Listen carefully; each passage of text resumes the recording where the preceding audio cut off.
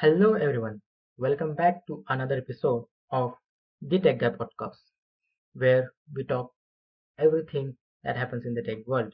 But I think people have seems to forget what kind of soft launch means actually. You will know what that means when we will talk about that topic mostly. And also I want to talk about another thing that I'm actually working on and will be premiere hopefully tomorrow. That is our new show that is going to be every Saturday weekend, mostly. Hope so. I hope I do it on time. But yeah, it is a weekend show, and you will get to know more about it when I will post it on my community page. And be sure to check it out. And I will also link down uh, the channel where that I'm going to upload, or mostly check out the community post that I'm going to upload tomorrow. And yeah, that was I was actually working on. I'm working on another thing. So if you don't know that, I already had a newsletter. I used to do newsletter first, then I started podcast. So I have my own newsletter, and basically I still used to do it till April, where I used to mostly do Monday newsletter, that is tech news, and on Friday I used to upload this podcast that we are doing right now. But I stopped, and the reason to stop it is like I wanted to do something different, because I just don't wanted to do some tech news for right now, because I was doing that same thing here only on podcast. So I am trying to do something different there, obviously in the tech niche only. So you won't be getting any kind of a different thing. You are getting same thing but in a different, like tech has multiple things to you know cover. Like there are cars, there are computers, there are PCs, there are laptops, there are phones that I'm recording it in, and a lot of things, you know. So on my news channel, here, like, oh sorry, on my podcast we cover major things that happens in the tech world, that comes on to Twitter, comes into trend, major things that people talk about, that we talk about here. Then there are a couple of analytic videos here and there, but that is the major thing we talk in this podcast too. But there are other aspects of tech where it is evolved, so it is going to be different. I will l- talk about it more in the next podcast, because if you are a subscriber, subscribe go sorry go to subscribe to that my newsletter. I will link that newsletter below. It is going to be a different ride, and you will get to know. I'm announcing it in next week Wednesday newsletter. It will be also a weekly newsletter, so Wednesday one. So yeah, there are two announcements I was going to do this episode, and this episode was supposed to come again 2 weeks before. But the thing is, I was working on something different, and another thing is aligning everything, that what I'm going to do was a difficult task when you do it alone mostly. So yeah, so check the links in the description, and let's get into today's episode of. So today we have a couple of multiple topics. We have here at so in this episode of the podcast we are going to cover Cybercab launch, kind of an. Then there is, well, AI mode has launched to everyone. So if you are using Google, use Google on day-to-day basis, or just not, and want to check out AI mode, it is available to everyone now. So if you have Chrome, or just Google it there, and you will see AI mode just besides the, the all, like whenever you search you have multiple sections like images, all news, location, shopping. Just besides all thing you will get AI mode, which is again we will talk about it in here in this episode. Then we have Apple pulling out another ad, like what is happening there, and they are also trying to buy a new company, so AI company. So we will talk about that. And the last point we are gonna discuss is OpenAI and IO deal is having issues right now. And let's see, we are gonna talk about it. But our major topic of today's podcast is definitely the cybercat, basically. So let's talk about cybercab here. Uh, when Elon Musk launched Cybercab mostly 6 months, like last month, oh sorry, last year only, when most of the uh, Cybertruck, Tesla Cybertruck were launched, and Tesla needed something to do again new for the future for next 4 to 5 years, and this was their answer. And I actually covered Cybercab, that whole Tesla event when it happened, and there were a lot of controversies, lot of stuff was happening. Like, was that event was so planned. It was saying like, yeah, we can see the future you are trying to create here with your cars, but it was so planned. It looked like, when I was watching that event, it looked like, oh, it's cool, but I don't think it is going to come at least for 1 or 2 years, minimum 2 years. And then Elon Musk comes on stage and says Cybercab is going to launch in 2025 in the month of June. And they launched it kind of, but it's not a total launch. Like I said in the intro first, that it is kind of a soft launch. So what does soft launch means? So first of all, it is not full product launch. If people are saying that they launched it, and if Elon Musk fans, or some people on Twitter saying, "Oh, how great he is," or like the way he promised, he delivered. I was like, no. First of all, what he's promised has not been delivered. First thing first, okay. Yeah, I'm not calling it like it was like a totally failure launch. No, it is a launch. It is soft launch where it is under observations in a specific area, and the car is totally different.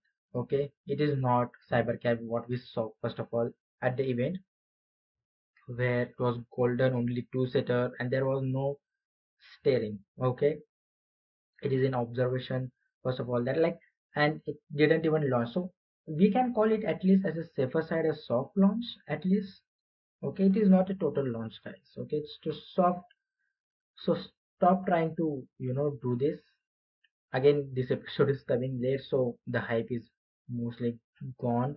And so yeah, but my first thought when Cybercab announced last year, and I definitely talked about in that episode of when the event was happening, was my major concern was, again, why we are doing it first at first of all. And it looked complicated for me. It is not as simple to just look at that car. Okay, I'm going to sit and it will get over. No, first things first, driverless or even full self driving, where what that Tesla and most of the companies are trying to get, is first of all not so good. First of all, the trust needs to be there, and there is no trust. The reason why there is no trust is because the companies are not fully taking the responsibility. First of all, you know that is one thing. Now, when Cybercab was announced, it looked too unreal.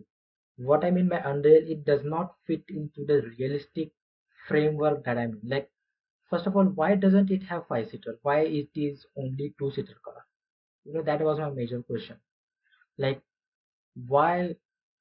Like, if you are selling a cab, why is it like a kind of a luxury piece? No, that would be a totally opposite of what Tesla is trying to do. Tesla is trying to make that cars, EVs affordable, and that was their mission, and they had done it with their EVs over the years, trying to make it as affordable as possible, but why there is only two-seater was my major.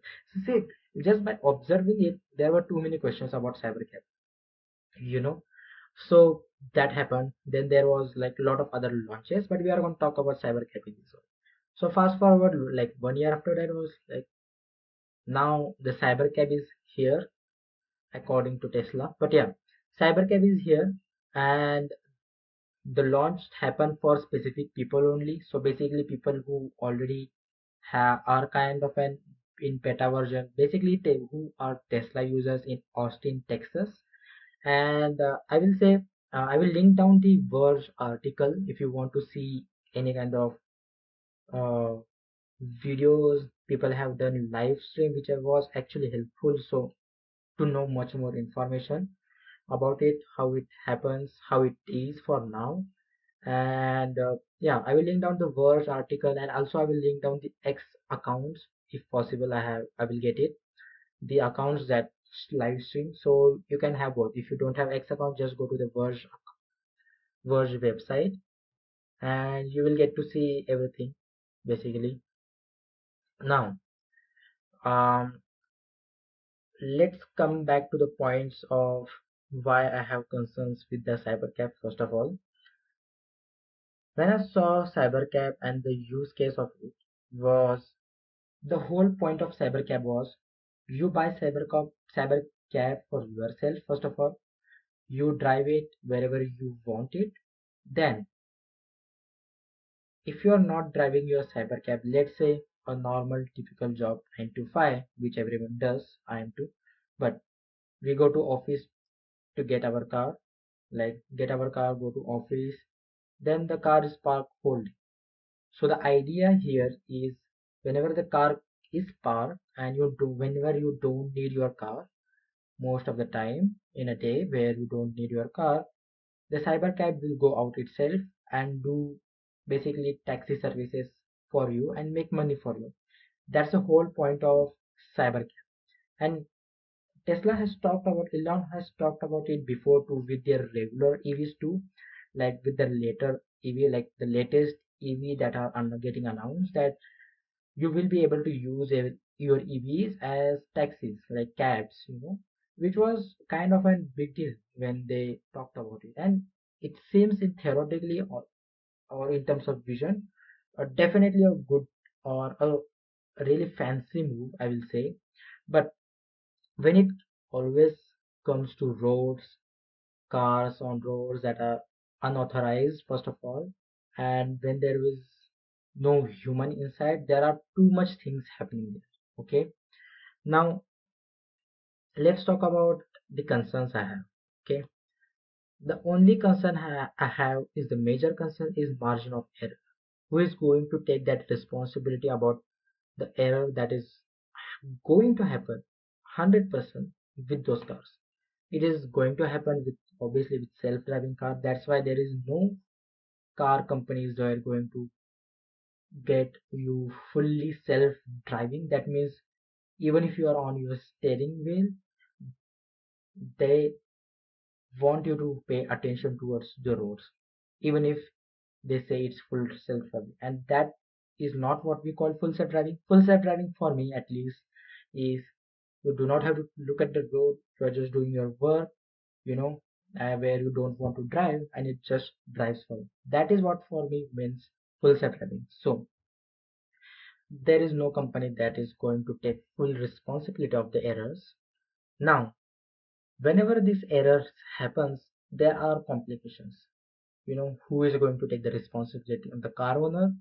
If I owns the car, if something happens with my car, I am the one who is taking this responsibility.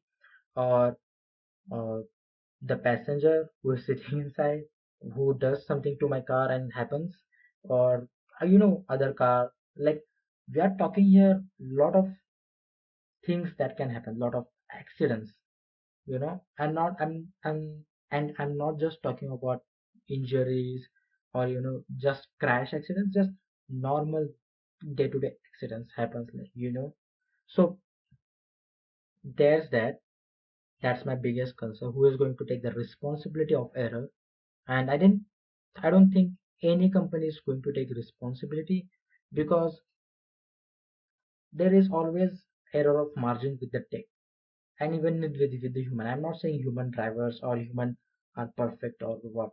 But I don't think Tesla is going to sell that car to me and say 100% responsibility is taken by us. You can take this insurance and yeah, you're good to go. I don't think so. The problem with this kind of an driverless cab is trust. Is always trust. You know, it's like, would I trust more that Cybercab or that Waymo that Google is also doing their own cab system for like 1 or 2 years now? Like, would I trust more that or a driver in front of me which does all the control, whatever he has? For me now, I'm, I'm trusting more like a driver who can get me there as soon as possible with safe and sound. Like, that's the thing. Because the new Wemos are not also that good as we think. Like, they are future. They are on the road making things like driving people all around the cities, but they are restricted, you know. And I don't know what the ground report is for now for Wemos. So, like, it's a trust thing too. And I'm like, who are the people who are trusting? I'm and I'm not talking sarcastically here. We are talking seriously here, okay? Like, am I trusting is this machine to do everything like my life depends on it? No, first of all, especially in the car, you know, it is kind of scary. Even while humans are driving, I know when especially we drive fast with a cab driver in front of me, I'm like, okay, is he going to crash or not? And 99% of the time I have gone to the cab, they have not crashed, but 1 or 2 times, not crashed, but scratches have happened. But yeah, it happens a lot. So it is kind of a trust issue for me too. And a lot of people who are going to use it, you know, is like, are we going to just assume that everything is going to be right or what, you know? So that is there. Like, it is kind of an, like I said, a really,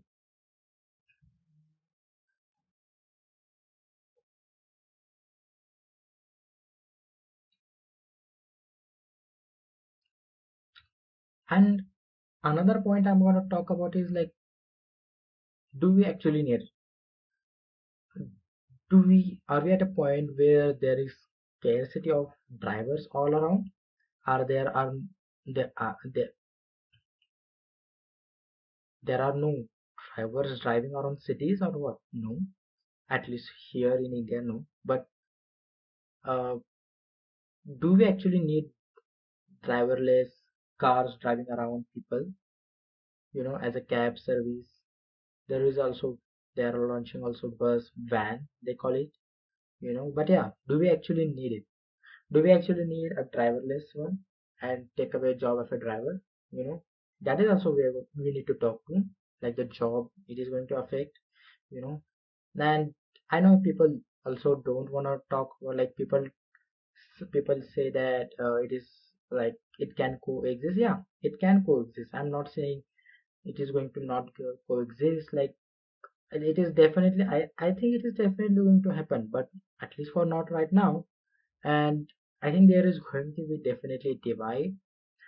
Ultimately, what people as a consumer I want, anything as a consumer I want is a service that is, I'm not looking, okay, at least for now, you know, we trust technology to the heart. Like, I'm trusting this phone to work, I'm trusting this like things.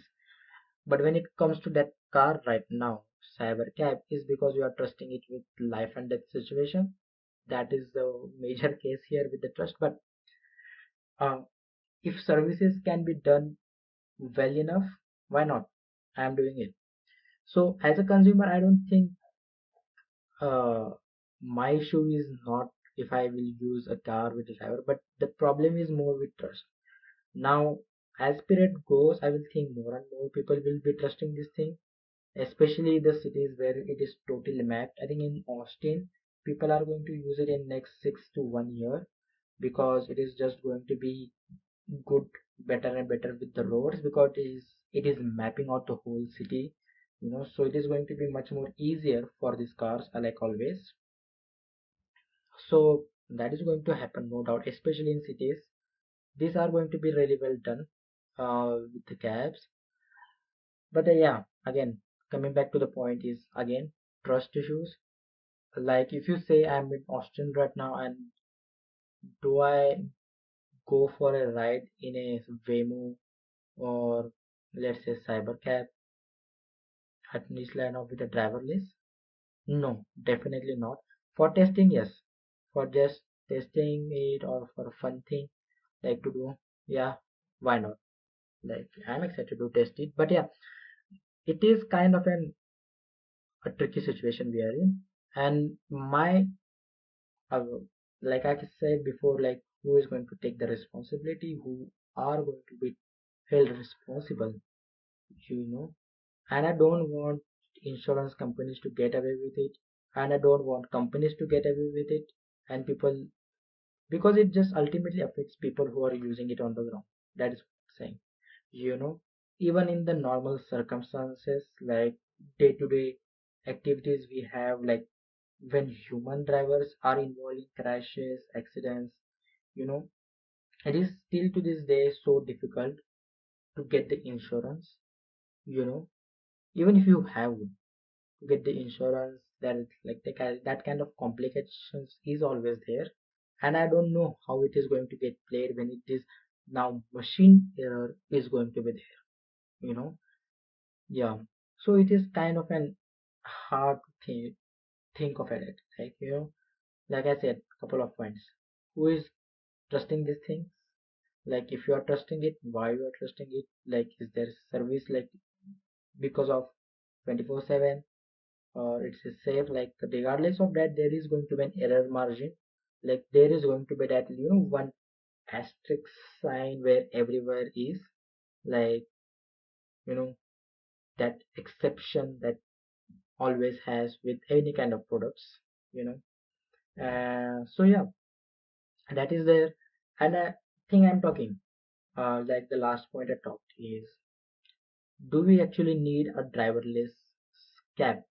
A cab where there is no driver in front of us. Do we actually need it? Are we at that point? you know is the economy so has gotten so better all around the world, is that we, like, there are no drivers around. People have gone, their life has gone up. There are no drivers around. You don't need to be a driver now. That is long. Like the economy has so gotten so boosted up. Like, you get the point of what I'm trying to say here is, like, why do we need it?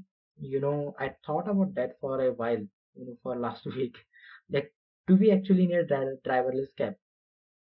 For me, I was like, yeah, you can use it there because people don't want humans to be involved, especially corporations, because yeah, cyber cabs can be cheaper, or way cheaper than getting a human involved to pay his, you know, salary.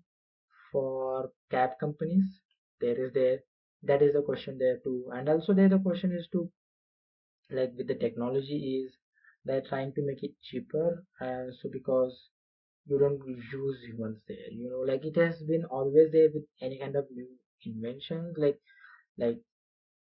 technology coming all around. So I get it. Like from time to time, the jobs has gotten different, has gotten, you know, kind of an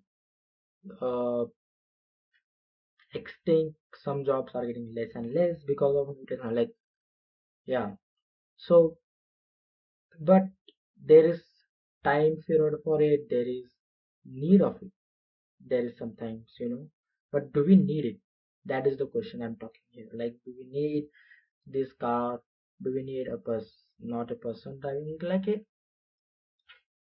hard thing to talk about here. Like, again, these are some concerns, questions that I always have with the technology, with these kind of things, where theoretically it is cool to have, a driverless car, but ultimately it's like what kind of uses it, like the things I talked about, like trust. Do we need it?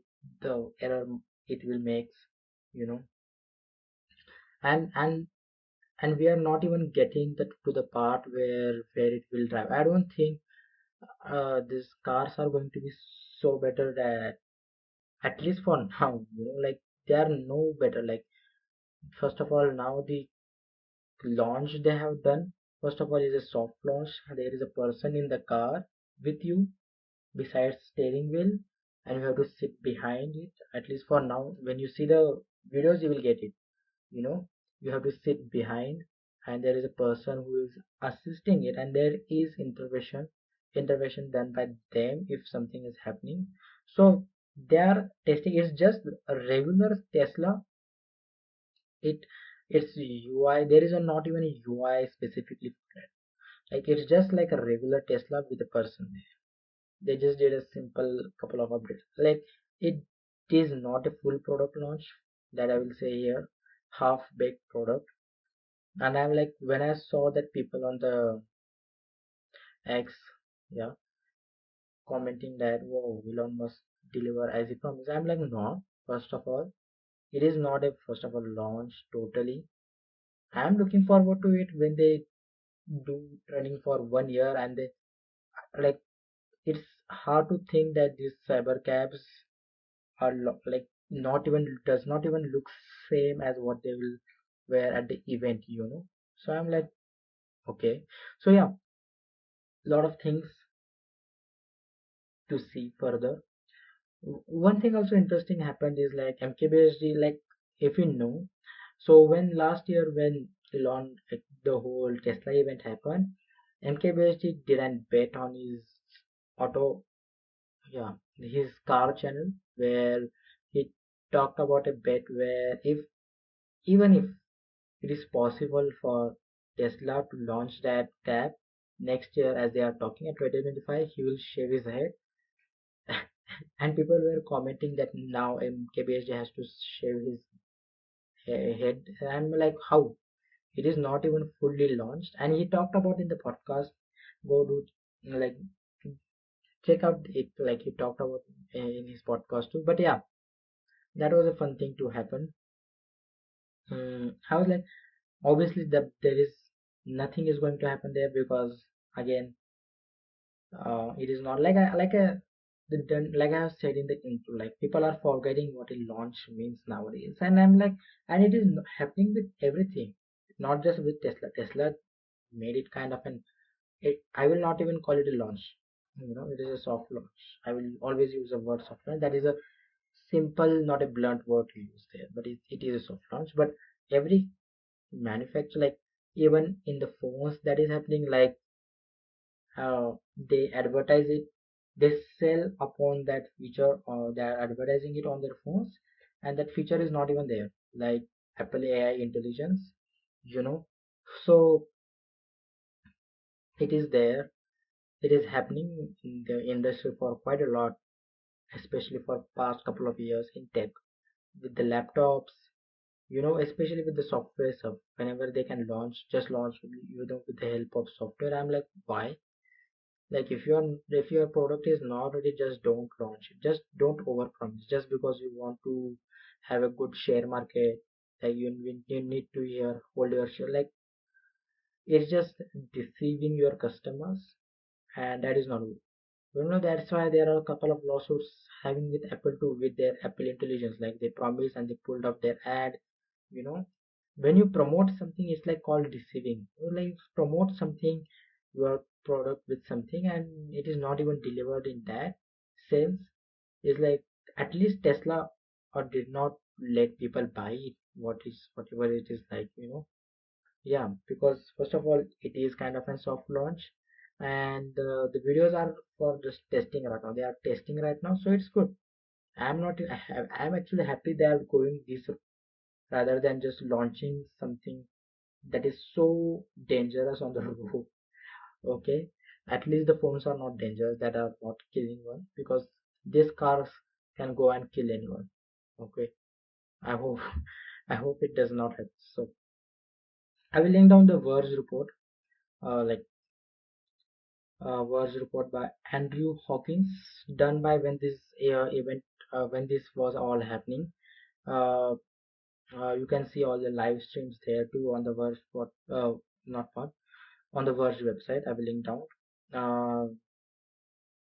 Also, I will try to add links the video of tests done by people.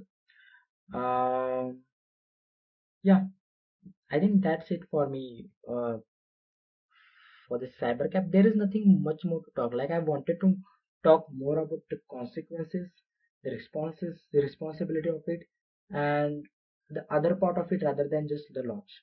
There are so many things that we could have talked about the car, what is there, the UI here and there, what is happening there. We might I might talk it in future, but for now I'm just concerned about these things. Like I talk in like responsibility, the issues with this kind of stuff, you know, and it affecting the job market. Like, do we actually need it? Like I said, do we actually need this kind of stuff? And it is kind of in the question, So yeah, and also one thing, like the thing they were also talking about, where where the parking lots are going to become kind of an what gardens or play area. I'm like, how that makes sense? I didn't get it at all.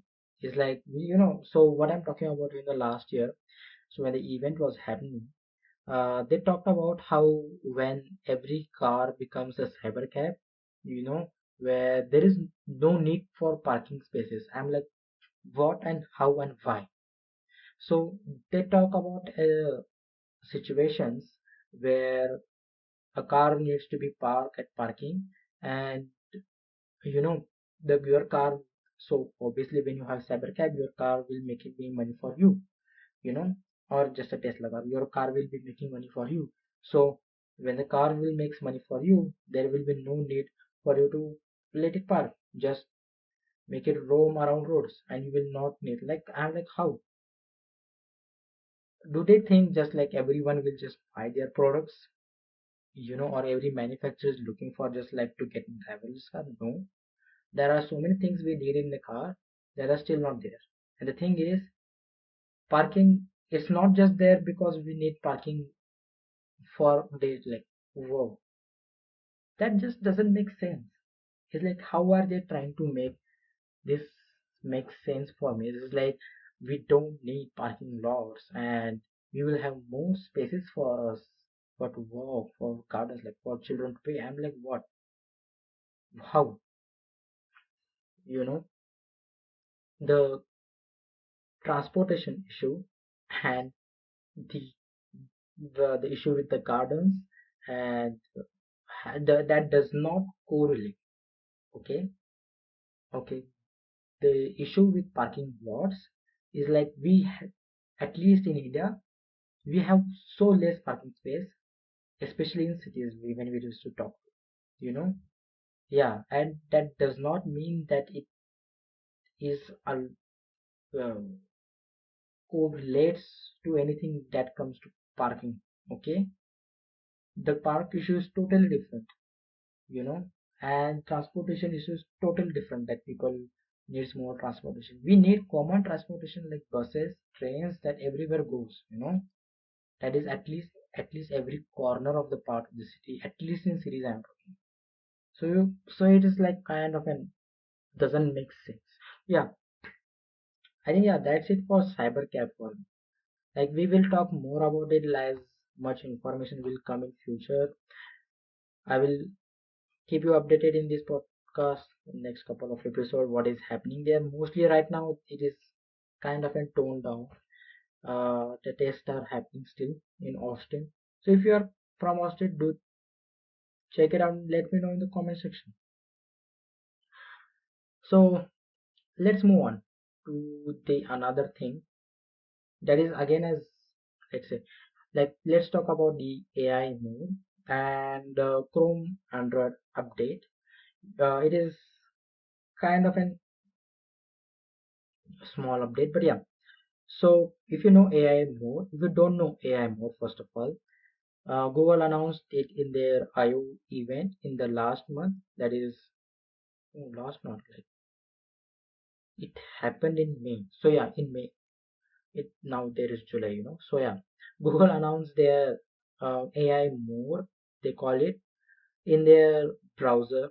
It is available now, you can go check it out.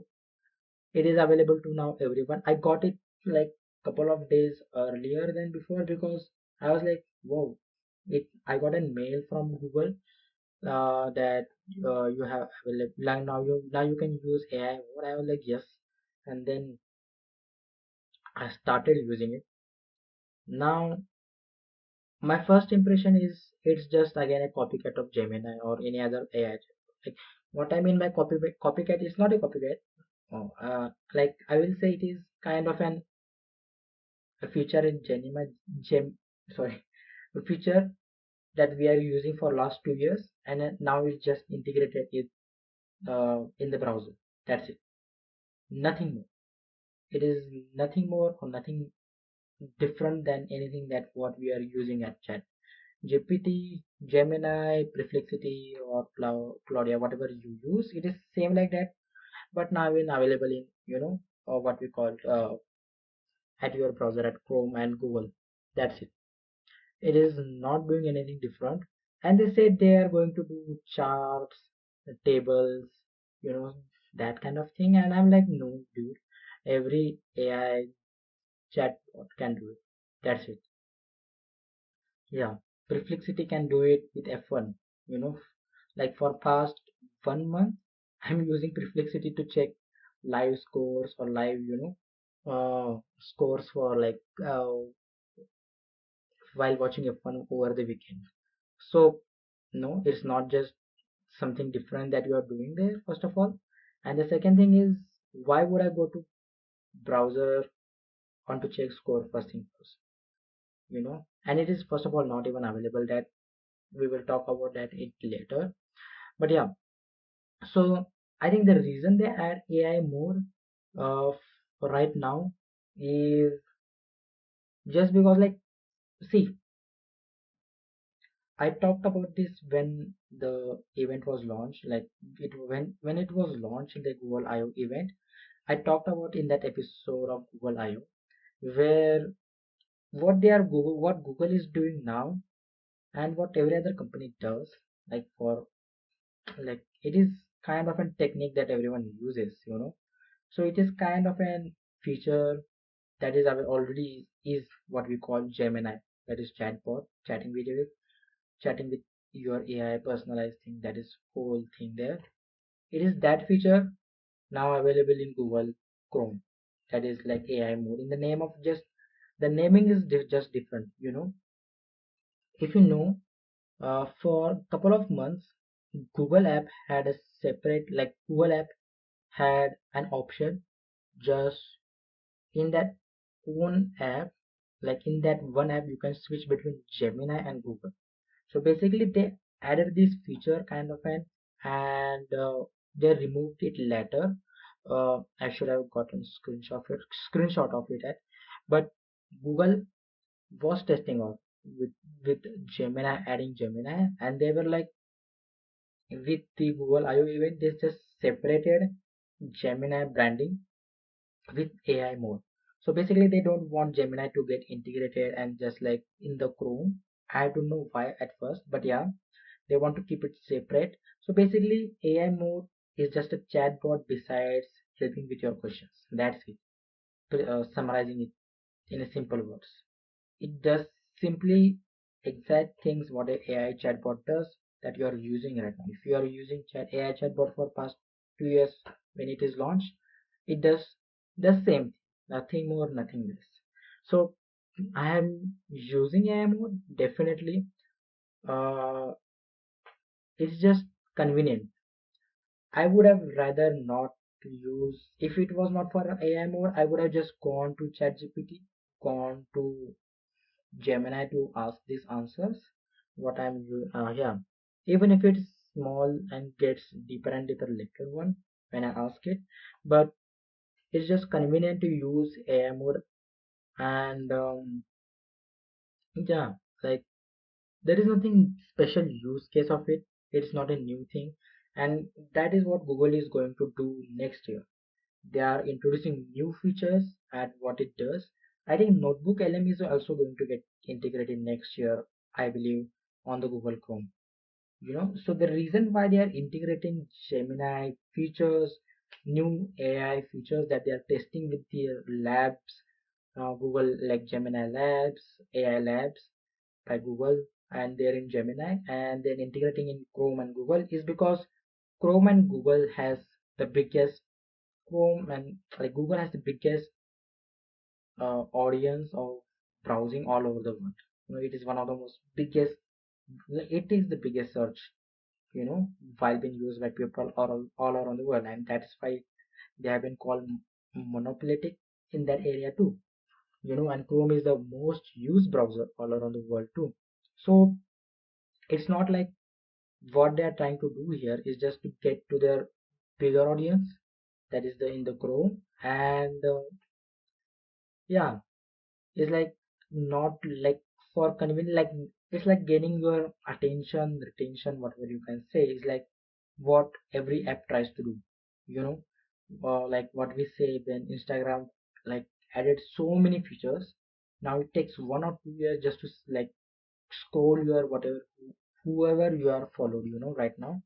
There are stories, there are reels, there are photos, there are DMs, so there are like lot of things are cramped there, so there are a lot of things to do.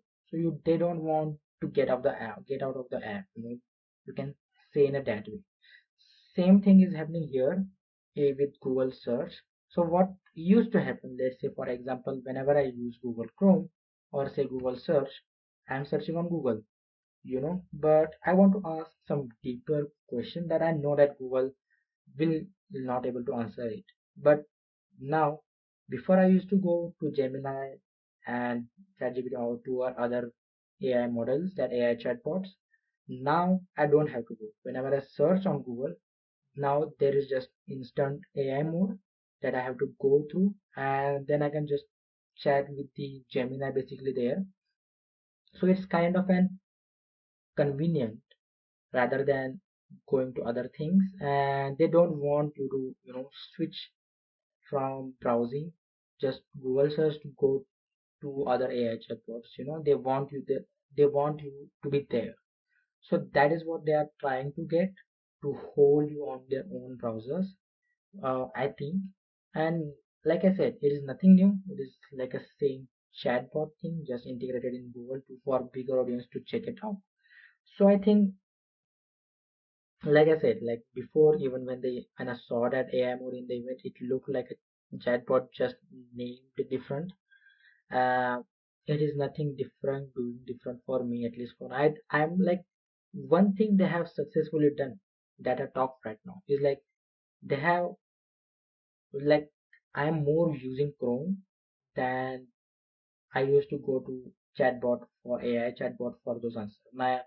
What I mean by that is like, let's say I start with something small.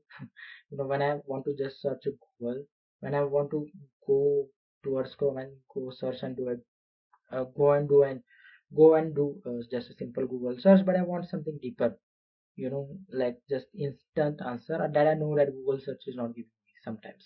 So what I do, I go to AI mode, that is just there sometimes, you know so that's there. So it is kind of like you can ask it, like it's kind of a silly questions, like I'm not going there Google Chrome to just ask deeper questions right now. Like I will go to Google search and just type the show that I want to watch, actress or YouTube channel.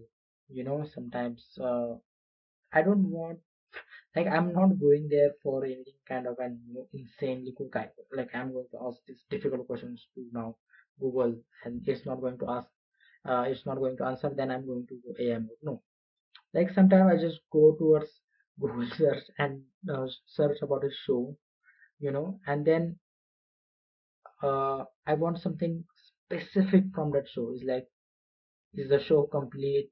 Yeah, is the show still running? Is this like, is this actor in that show? Let's say that simple stuff, you know, or even like something yes or no type answers I want, but I know searching that on Google will not give me answers as fast as like what when I go to AI mode. So then I switch to AI mode, and AI mode just gives me answers. So you get the point what I'm trying to say here ultimately, It's just there for silly things that I don't go out for, you know. So yeah, that's AI more for you for now. Uh, I'm thinking is like how many, what are they going to add in future? You know, like Notebook LM is a potential, is a definitely a potential to get added in Chrome. Then there is, I think it has already added, but I think definitely the uh, vision, Gemini vision that they announced. I think that announced earlier this year at Jan, Feb, and now everyone has it. You can go check it out. I think that will also get integrated in Google. So a lot of things going to just get integrated from Gemini to Google search. Nothing more than that. If you are a Gemini user, you know how they use it, you know how they work it. It is just that they are going to get integrated in Google search. Nothing, nothing different. That is what I'm ultimately trying to say here. So that is there. Now there is a Chrome update. If you are an Android user on Chrome, I was surprised that it was not on Chrome, like especially on Android. So basically, it is the bottom bottom search is going to get available for, like, so basically now whenever you go to Chrome, the search bar is up there, you know. So you can take that search bar and also switch it down to the bottom one. So depending upon how you want to use it, I was like, whoa. I am an iPhone user for like past couple of years, so I didn't know it did not exist on Android. Now I have an Android phone that I'm using right now here. It's Samsung Galaxy A34 that I'm using for past 2 months, basically past 1 or 2 months. It is an old phone that it used to be my mom's, but yeah. So I think that is it for AI mode. Nothing different, like I said again. You know, check it out. If you are not a Gemini user, you can definitely use. If you haven't used chatbot, any kind of AI chatbot, you might feel kind of a different and insane, but it's still the same. And I will, like, if you want to get more questions, I think there are definitely other options available. The thing is, Google just has more audience, that's it. Like, Google has more users than any other platform. That's why they are kind of dominating in that field. That's why it feels like, oh, something new you are using. But there are so many competitors, like Reflexit is there, Cork is there by Elon, XAI, which is actually good, which was having kind of a trouble for a couple of days ago. But yeah, Gork is there, Reflexity is there, Claudia is there, that is from by Anthropic. Yeah. So also Meta AI is also there, which is again a lot of AI chatbots are out there. If you want to go deeper and ask deeper questions, you know. Uh, we will take a break here, and after the break, we will talk about Apple AI buyout. Like, Apple is buying an AI company, which is not surprising, and they are again pulled out another ad by uploading it and again pulling out. I don't know why they did it, but yeah, we are going to talk about that, and we are going to talk about OpenAI and IO situation that is happening right now. We will talk about these two topics after a break. We will take a break here, and we will be right after break talking about these two new topics that we are going to talk about. Now let's talk about Apple news. That is, Apple has pulled another advertisement, basically a video ad, and other thing, and the other thing is they are planning to buy an AI company. Yeah, yeah, so casual, yeah. But now Apple is, like, from last year only, for last year, like from 23 or 24. So it's like, I think since I'm covering news, it has happening actually, So it started with the, I think this started the Apple ad pulling out much more often with the iPad. So if you don't know, Apple did an announcement for Apple iPad 4, I think definitely that was that. So in that ad, it was like, so basically they wanted to show is like what things or how so many things an Apple iPad can do. So they what they did, and if you know, if you remember that ad, it's called a crush ad. I don't know if it's still available or not. It will be. Someone might have posted it, but they definitely got backlash for it. Some people thought it was like it's okay. Some people were like, the reason for the backlash was actually, you know, there was an actual reason which I at least agree with. Okay, I can get it, but the reason was definitely is the reason was, but so the reason to pull out that ad was basically you're destroying the art basically. You're not trying to like it's like, so basically in that ad they crushed the all paintings, piano, musical instruments, art, books kind of a thing, and then when it was all crushed and the machine, you see it like after crushing it made it made itself into an iPad. So basically they are trying to say all things are in one device, that is iPad. They got a backlash. I get it. At least that was a fair reason, I will say. You know. Then after that ad, I think the AI ad is much more kind of an onto the face where they've promoted so heavily with the AI ad. Uh, the ad with the Ramsey. If you don't know her, like she is an actress in the last of season 2 and 1, and so they did an ad with her about Siri, uh, basically, uh, which was powered by AI. They did it last year for WWDC, and it did not launch, and it still haven't launched till to this dead day. And the Apple, remember, after 6 months they could not pull it off, and they had to remove that ad, and they did remove it actually. So they did not got a backlash for that because definitely they didn't. It was kind of a deceiving ad that like are trying to what advertise their device that it don't even have feature even after 6 months after the device is launched. So that was the concern for it, so they pull it out, and I get it there too, you know like they are trying, like at least there were precautions, and there was something a kind of a reason there with this ad pull out. I was like, I actually like the ad. So if you don't know, this ad was about convincing your parents to buy a Mac. And I was like, yeah, it is kind of a whole skit about a person on a PPT, like giving a kind of an presentation, and he was convinced, like he was trying to convince, not convince, he was trying to give a presentation about how to give presentation about to your parents about why you should get the Mac. And I was like, it was actually good.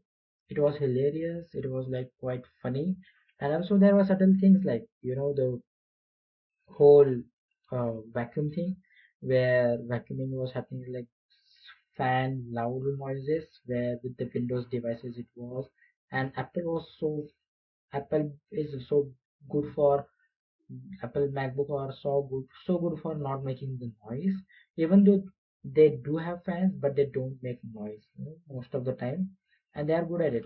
So what I was trying to say, yeah. So the ad was actually good. It was hilarious. It was actually good. The points they were making in the ad was actually good. So I was like, why do they pull that ad out? There was no reason. First of all, there was no reason to pull that ad out. And then I was like, there was no official reason for Apple.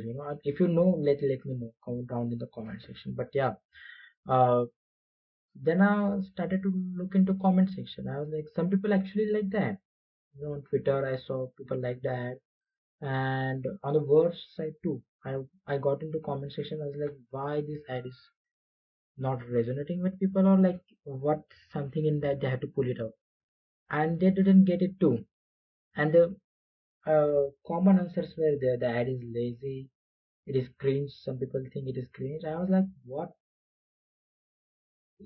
is making us get cringe? And I was like, and and and the ad is definitely not lazy at first. Okay, it was a definitely good ad that I watched. Okay, it was obviously a big ad. I was like, but it had its place. It was actually good ad. It was something kind of a story type. And I was like, why? The first reason I was like, why did you pull it out? There was no result. And if people think it is lazy, I'm like, what the heck? This was, I think this is much more preparation for this ad than making those just like shorts about your phone, just by our MacBook. You know, like, I don't know. I like the ad. If you want to see that ad again, I will link down the video in the description, uploaded on Twitter by some person I don't know. But yeah, you can go check it out that ad again if you want to. Now, another thing is Apple is trying to buy an AI company, which is most probably Perplexity or Anthropic. Those are the words that are coming out most probably. So, mm if you don't know, Apple's AI crisis has started like a couple of months ago. So basically, it started in January, February, when people thought the new AI is actually coming. Because that was a time where full out Siri, what they actually advertised, people thought it was coming, and then we got the news that okay, now the AI is not coming, especially the full Siri update is not coming, and it has been delayed for indefinite. And we discuss about it everything and that here and there. Now the whole Apple team has changed. Basically, the leadership has changed. The person who was working on Vision Pro is now also working on Apple's AI, and now they are buying a new company for their. I think they are just buying it for the team that is working on there, and basically they want something solid in their hands, which they can definitely do it, especially with Anthropic and Perplexity, I will say. Yeah. I think they need more people who are into AI right now, because the thing with the AI with Apple Intelligence that is they are trying to make is, with this, like, you can just see with this whole track record of Apple for past 6 months how unprepared they are, most probably I will say, with the whole news that is coming out. And now they are buying a company, AI company, and I'm like, what is, like, are you not prepared, or why do you first of all need it? It's simple. The answer is just like they need and their AI. They need that team of people who are working out for years. So it just seems like they were not prepared for this kind of situation, and they were not working. So now they are working definitely on behind the scenes, and I do think in the Apple 17 launch that is going to happen in September, the new phone launch, it is definitely going to happen. So that is there. Then yeah, at least the Siri update is going to be there. Um,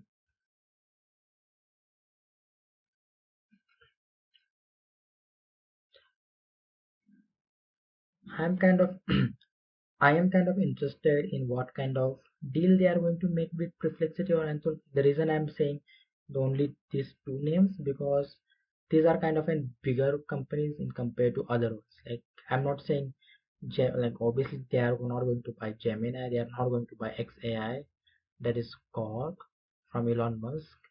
Definitely not. They are the only two big and better options for them is definitely Anthropic and Perplexity, I will say. Uh, so I'm just so I'm just wondering what kind of deal they are going to make. Is like, they also own Beats by you know.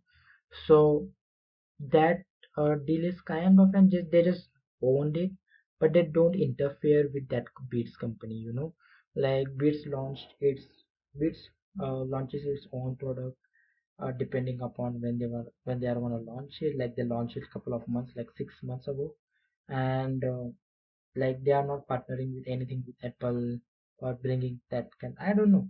Like the technology has is like not, they are not combining it, so it kind of and feels like what kind of deal that can be. I think this is for their team to just get bigger. They want new people to working with Apple Intelligence definitely. Uh, so I think that's why they are going to bring any of the companies that is people they are working there, you know. So that is there, but let's see what kind of deal the Apple can make with for both of these companies. I'm using most probably Perplexity on daily basis because I just got the pro version of Perplexity, so it is better. It is definitely some of the features that I actually am using. I'm actually trying, like I said, I use majority all the AI chatbots on daily basis, not on daily basis, on weekly basis, at least couple of times for testing different things, different features they are announcing. At least for the free version, now I got on the pro version of Perplexity. Let's see. Uh, Perplexity is actually good in the sense of how what they have accomplished as in terms of features they are announcing. Like it's just a smooth experience, just as good as I will say Gemini, and even like ChatGPT. It's like the experience is smooth, and a company like Perplexity to do it is actually what I will say. Whereas Anthropic comes more for me like a research company in AI rather than product, like featuring giving new features, because they are like, and Perplexity is more about like like they have their own model too, and they also give other, like they have also other options to take, like I can use O3 mini O3 or OpenAI O3 O3 Pro, Gemini Pro, Gemini Flash, so Gork AI, Gork 4, so they have multiple options. That's what I liked about it too. So that's why like they can be a help, like they can be a good subscription. Their subscription is good, but like I said, I just bought it for testing. But we are interested for what kind of deal it is. I'm interested what company they will buy. Like whatever company they buy, I just want them to deliver at the new Apple launch, new iPhone launch that they're happening in next 2 months. That is the only thing I'm interested in it with right now with this whole new situation that I'm getting from it. So let's talk about now the next news that we have here is OpenAI and IO having a copyright issue basically. So if you don't know, OpenAI and IO together are collaborating to make a product. So that will be the OpenAI's first physical product basically. Now we talked about it in the last podcast um, episode where if you are not hyped, you should be, because it is being made by, the product is made by OpenIO and collaboration with IO, but the person who is involved is called John 20 So basically, it was, so people were hyped about it because he is one of those legend, a person who has been working with Apple for like past 2 decades, I will say, and he has been worked with the iPad, iPod, and Apple.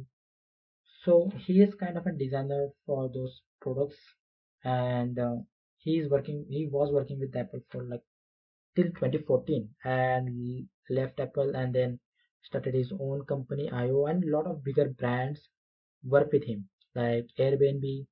So basically Airbnb, Ferrari, like a lot of these brands work with not IO, like with him basically. IO is just another company that he has. He has also another company called Love Form, that is I think. So that is there. So what's the issue here? So basically there is another company called,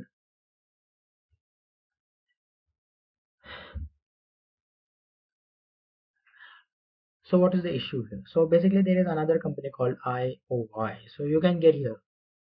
you can connect the dots what is happening here, what I mean by copyright. So basically IOI is also making an product that is an in-air product that they are making for last, let's say. And the problem is here with this whole situation is a lot of people from companies from IO has been now working with the OpenAI.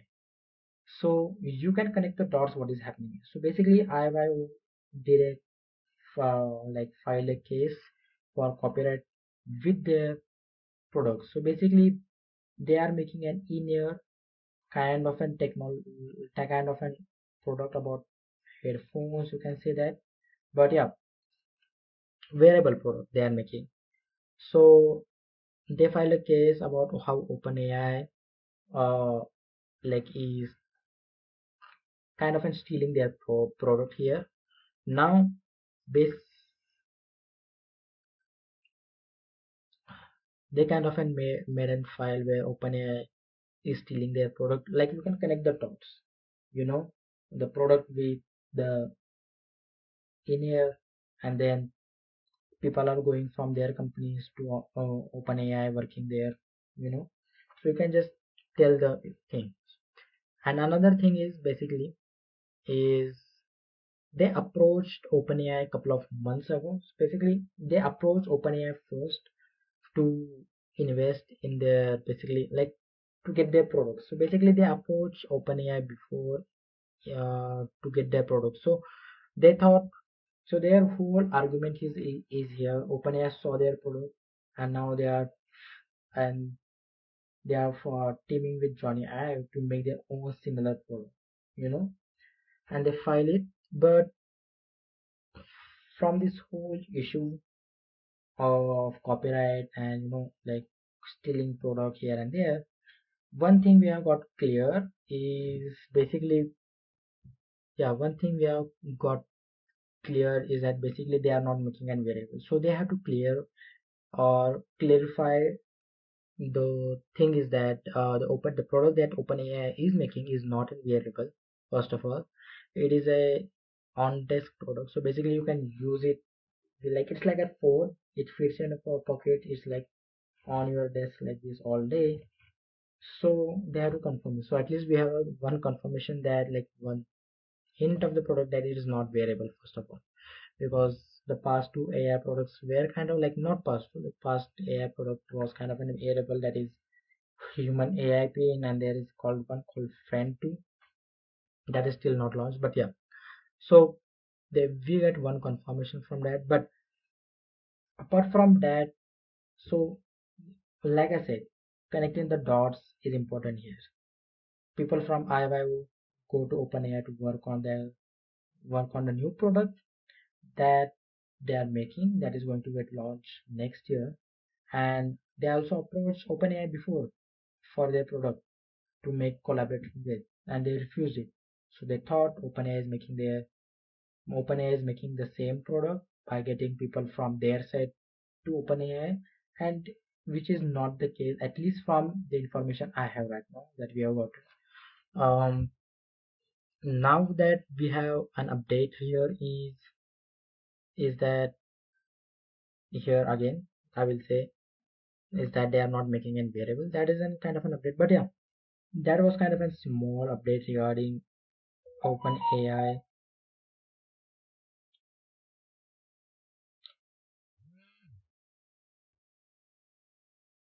So that was kind of a small update regarding OpenAI and IO issue they were having.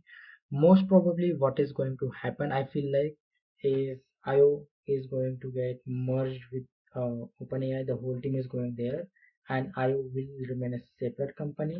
And I think Johnny I will just work for OpenAI with their new product. That is going to just happen. I don't think. I think that is just going to happen, and they are just going to drop the whole that they are just going to get. They are just going to build this whole product in the company rather than just in a collaborative way.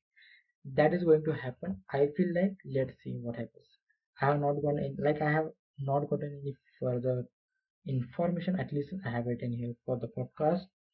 So yeah, that's it. That is for it. So Yeah, that's it for this week's episode of the TechGuy podcast. And check out the community post for today or tomorrow, most probably, that I'm going to make it. So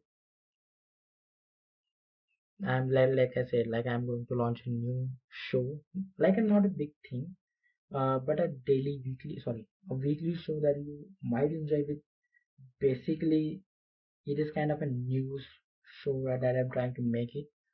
Um, that can be just watched by everyone. That is what. That is and I'm also watching and launching another channel. So kind of a things that is going to happen in the next 1 or 2 days. Let's hopefully, because it's hard to pull off those kind of things. But yeah, let me know your thoughts regarding Cybercab, Tesla cab, whatever you want to call it. But yeah, let me know your thoughts regarding it, like how you perceive these kind of things with new technology, which is unpredictable. The trust issues is there.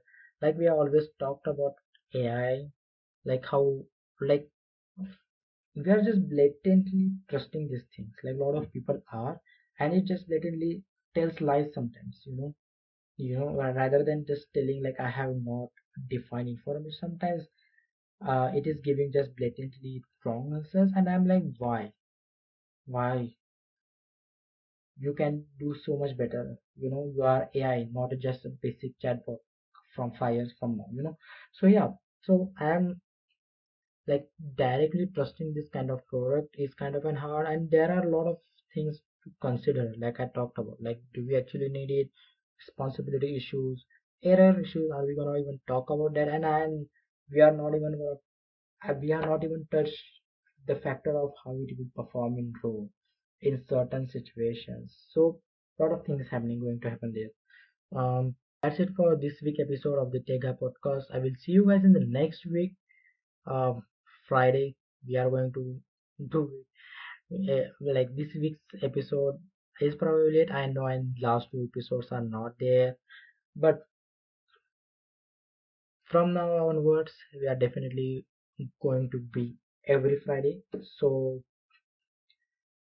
yeah, that's it for this week episode of the Tech Gap podcast. I will see you guys in the next week.